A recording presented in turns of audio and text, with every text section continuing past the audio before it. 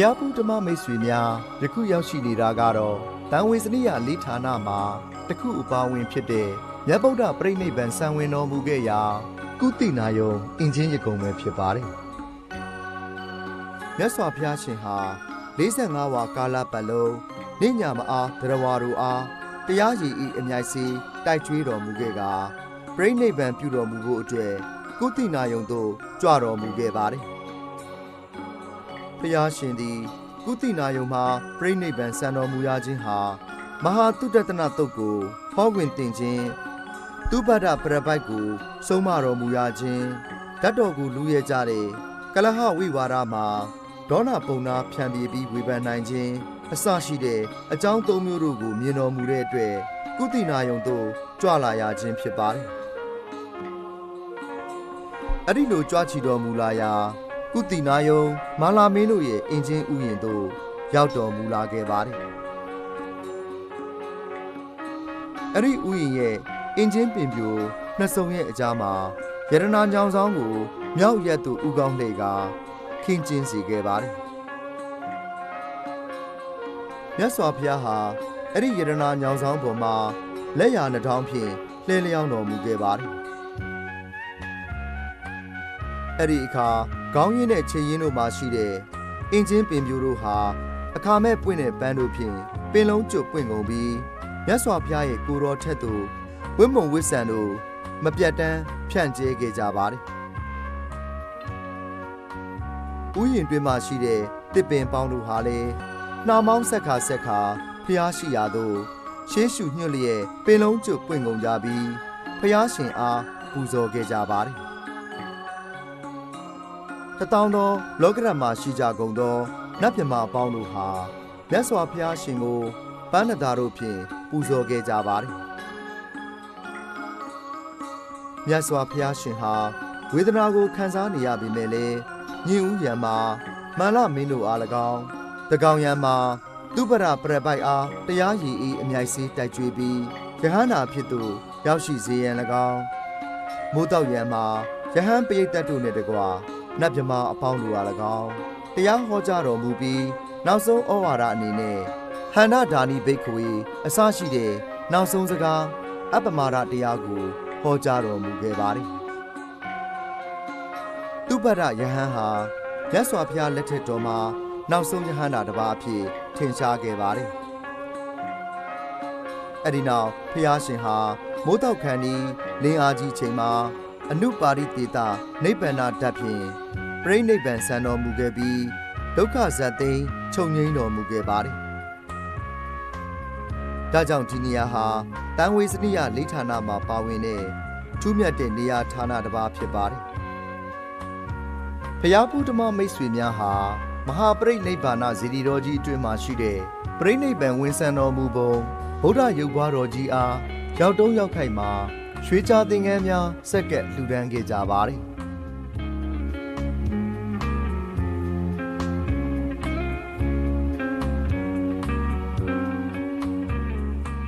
မြတ်စွာဘုရားရှင်ဘာဝပြေကနေကုသိနာယုံသို့ကြွားရောက်တော်မူလာရာပြိဋိနိဗ္ဗာန်ဆံဝင်တော်မမူခင်နောက်ဆုံးရေကြီးတော်ဖုံးပေးသုံးဆောင်ခဲ့တဲ့နေရာဖြစ်ပါတယ်ဒေသခံတွေကတော့မာထကူဝလို့ခေါ်ဆိုကြပါတယ်ဖျားရှင်ကုသိနာယုံသို့ကြွတော်မူရာလမ်းခီးမှာပြင်းထန်စွာသောသွေးဝမ်းသွန်တဲ့ဝေဒနာကိုခံစားတော်မူရတဲ့အတွက်ပင်ပန်းတော်မူတာကြောင့်အရှင်အာနန္ဒာအားဒီနေရာမှာရေကြီးတော်ကိုဆက်ကပ်စေခဲ့တဲ့နေရာဖြစ်ပါတယ်အခုအခါမှာတော့မြတ်ဗုဒ္ဓရေကြီးတော်တောက်သုံးခဲ့ရာအထိမ့်မဲ့အဖြစ်နဲ့အုတ်တိုက်ငယ်တစ်ခုရှိပြီးအတွင်းမှာဘူမိဖတ်တမုဒရာရုပ်ပွားတော်တစုကိုလည်းဖူးတွေ့ရမှာဖြစ်ပါတယ်။ဒီရုပ်ပွားတော်ဟာဆူတောင်းပြည့်တယ်လို့သိရတဲ့အတွက်ဘုရားဖူးတွေဟာလည်းအသီးသီးဝတ်ပြုဆူတောင်းခဲ့ကြပါတယ်။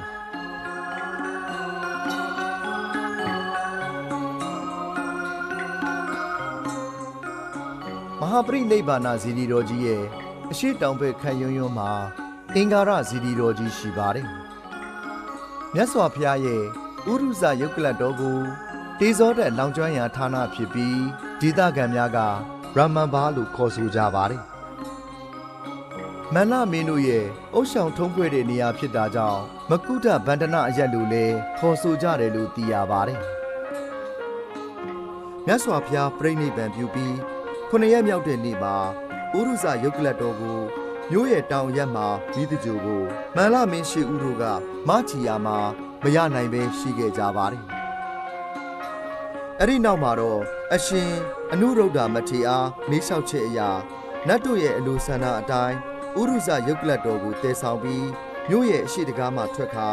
မင်းတို့မင်္ဂလာပြုရာဖြစ်တဲ့မကုတဗန္ဒနာအရက်မှာအတောင်120မြင့်နဲ့စန္ဒကူးထင်းပုံထက်မှာတေဇောတက်လောင်ကျွမ်းစေခဲ့တာပဲဖြစ်ပါတယ်တေဇောတက်လောင်ကျွမ်းပြီးကိုတော်ရဲ့အသားအရည်နဲ့အယိုးတို့ဟာ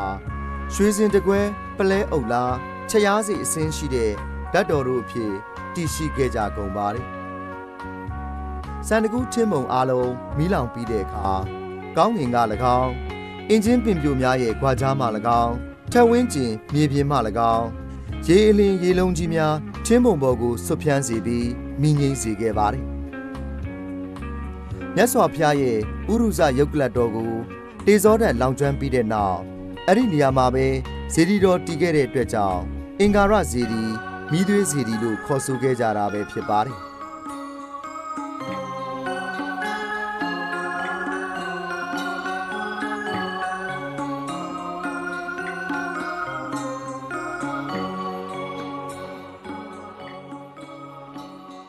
ဒီနေရာကတော့ဒေါနာပုံသားကြီးကမြတ်ဗုဒ္ဓရဲ့ကျွမ်းကျင်ရစ်တဲ့ဓာတ်တော်များကိုခွဲဝေပေးခဲ့တဲ့နေရာဖြစ်ပါတယ်။မြတ်စွာဘုရားပြိဋိဘံစံပြီးနောက်ရှစ်ပြည်တောင်သောမင်းတွေဟာမြတ်ဗုဒ္ဓရဲ့ဓာတ်တော်များကိုသူရတိုက်တယ်၊ငါရတိုက်တယ်လို့ညှင်းခုန်ကြရင်စစ်မဲ့ဖြစ်ပွားမှုအခြေအနေကိုရောက်ရှိလာခဲ့ပါတယ်။ဒါကြောင့်ရှစ်ပြည်တောင်မင်းတို့ရဲ့ဆရာဖြစ်တဲ့ဒေါနာပုံသားကြီးကငင်းချမ်းကြီးကိုအလိုရှိတဲ့မြတ်ဗုဒ္ဓရဲ့ဓာတ်တော်များအတွက်နဲ့စစ်ပွဲဖြစ်ရန်မသင့်လျော်ကြောင်းဝင်ရောက်ဖြန့်ပြပြီးဓာတ်တော်များကိုအညီအမျှခွဲဝေပေးခဲ့တာပဲဖြစ်ပါတယ်။ရှစ်ပြည်တော်သောမင်းတို့ဟာလေမိမိတို့ဝေစုရတဲ့မြတ်ဗုဒ္ဓရဲ့ဓာတ်တော်များကိုမိမိတို့နေရာဒေသအသီးသီးသို့ပင့်ဆောင်တော်မူပြီးဓာတုစီဒီများတည်ထားကိုးကွယ်ခဲ့ကြပါတယ်။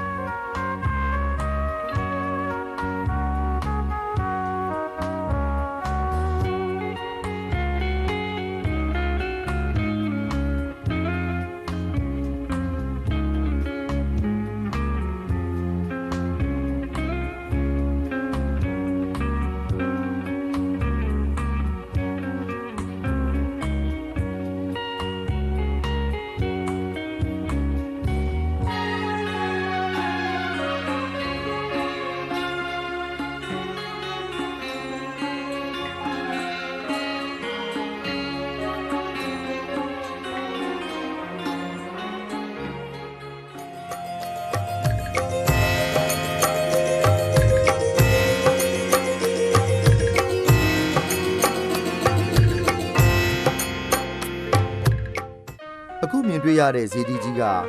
ကုတိနာယုံနဲ့ဝေတာလီကြားမှာတည်ရှိတဲ့ကေစရိယဇေဒီတော်ကြီးဖြစ်ပါတယ်။ဒီဇေဒီကြီးနေရာမှာမြတ်စွာဘုရားရှင်ဟာကာလာမမင်းသားအပေါင်းတို့အားကာလာမတုတ်တန်ဟောကြားခဲ့တဲ့နေရာဖြစ်ပါတယ်။မြတ်စွာဘုရားသည်ကာလာမမင်းသားအပေါင်းတို့အားဗြဟ္မဏဝါဒီဂျိန်းဝါဒစသောဝါဒများနဲ့ပတ်သက်ပြီးယုံကြည်ကိုးကွယ်မှုအယူဝါဒကိုရွေးချယ်ရမှာတန်တရားဖြစ်နေခြင်းကလွတ်မြောက်ရေးအတွက်ကာလာမတုတ်တန်ကိုဒီနေရာမှာဟောကြားတော်မူခဲ့ပါတယ်။ဝေတာလီနဲ့ကီလိုမီတာ20ခန့်ကွာဝေးသောကုတိနာယုံနဲ့ဝေတာလီတို့သွားရလမ်းမှာအရင်ကကေသမုတ်တိနိုင်ငံလို့ခေါ်ဆိုခဲ့တဲ့နေရာပဲဖြစ်ပါတယ်။ဒီဇေဒီတော်ကြီးကိုတိရိဓမ္မသောကမင်းကြီးတည်ထားကိုးကွယ်တော်မူခဲ့ပါတယ်။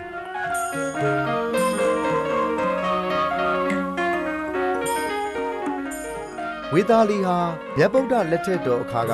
အမတန်သားယာစီကားပြီးအချင်းချင်းညီညွတ်ကြတဲ့လိပ်ဆွေမင်းများအုပ်ချုပ်ခဲ့တဲ့တိုင်းပြည်တစ်ခုဖြစ်ပါတယ်။ ဝေသာလီပြည်မှာကတ်ကြီးသုံးပါးဆက်ရောက်တဲ့အခါဖျားရှင်ဟာနောက်ပါတန်ဃာတော်များနဲ့ကြွရောက်တော်မူကားအရှင်အာနန္ဒမထေရအားယရဏတုတ်ပရိတ်ကိုတင်ကြားပြသဟောကြားတော်မူပြီးဝေသာလီမြို့တိုင်းသုံးတဲ့အကြားမှာရွတ်ဖတ်စီခဲ့ပါတယ်။အရှင်အာနန္ဒာပရိတ်တော်ရွတ်ဖတ်လိုက်တဲ့အချိန်ကစပြီးကာယောဂါများကင်းဝေးခဲ့ပါတယ်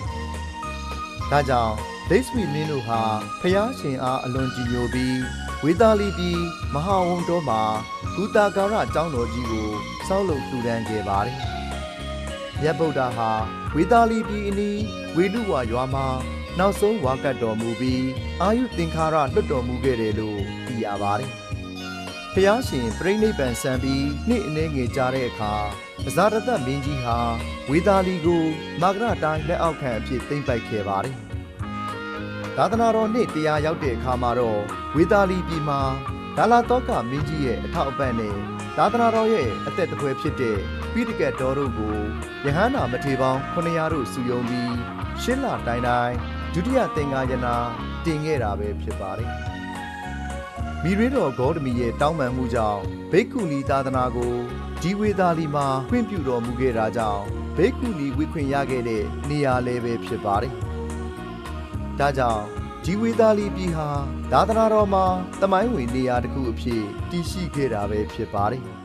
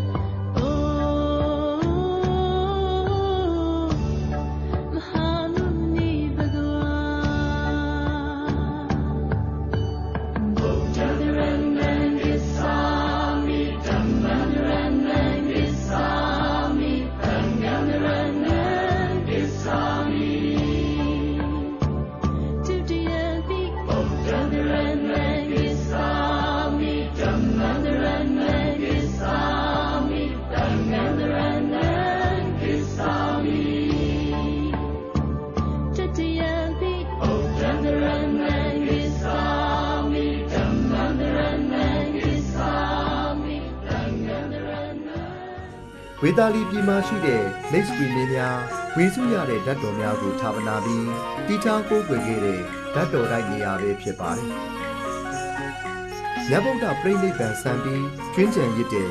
ဖျားရှင်ရဲ့ဓာတ်တော်များကိုရှစ်ပြည်တော်မင်းတို့ရဲ့ဆရာဖြစ်တဲ့ဒေါနာပုံနာကြီးကဓာတ်တော်များကိုခွဲဝေပေးတဲ့အခါလက်စပီမင်းများကဝေစုရတဲ့ဓာတ်တော်များကိုဌာပနာပြီးဒီနေရာမှာဓာတ်တော်တိုက်ဖြစ်တီထားကိုးကွယ်ခဲ့ပါတယ်။အရင်ကဒီနေရာမှာဇေဒီကြီးတဆူရှိပြီးအခုခါမှာတော့ဇေဒီနေရာဟာကျိုင်းွက်ဖြစ်ပြီးနှိမ့်လို့နေပါတယ်။ဇေဒီအောင်အုပ်ပုံကိုတန်တိုင်းများဖြင့်ကာယံထားကမိုးတံလေတံကာကွယ်ဖို့အတွက်သွပ်ပြားများမိုးထားပါတယ်။ဒါကြောင့်ဒီနေရာဟာလည်းဖျားရှင်ရဲ့ဓာတ်တော်များထားရှိရာဓာတ်တော်လိုက်နေရာဟာဖြစ်တဲ့အတွက်လာရောက်ဖူးမြော်တဲ့နေရာတစ်ခုဖြစ်ပါတယ်။